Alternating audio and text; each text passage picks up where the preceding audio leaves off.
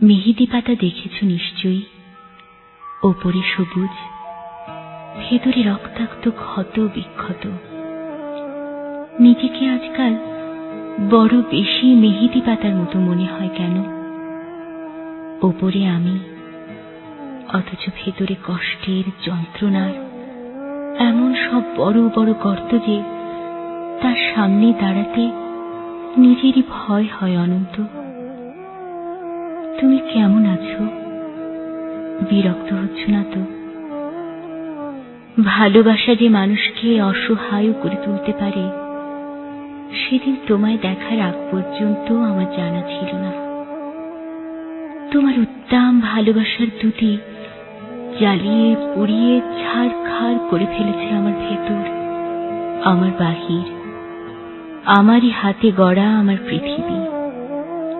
অনন্ত, যে মিথিলা সুখী হবে বলে ভালোবাসার পূর্ণ চন্দ্র গিলে খেয়ে ভেজা মেঘের মতো উঠতে উঠতে চলে গেল, আজন্ম শূন্য অনন্তকে আরো শূন্য করে দিয়ে।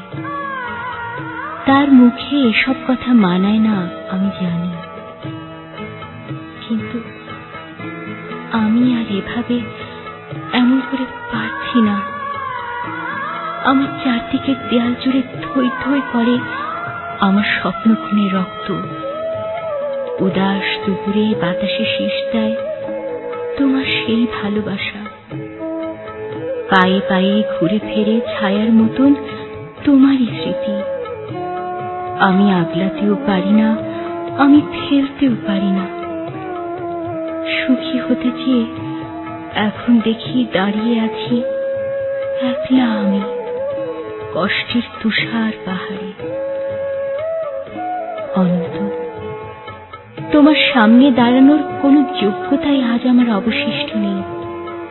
তবু তুমি একদিন বলেছিলে, ভেজা মেঘের মতো অবুঝ আকাশে উঠতে উঠতে জীবনের সুতোয় যদি টান পড়ে কখনো, চলে এসো, চলে এসো, বুক পেতে দেব, আকাশ বানাবো আর হাসমুখে না ফোটাবো।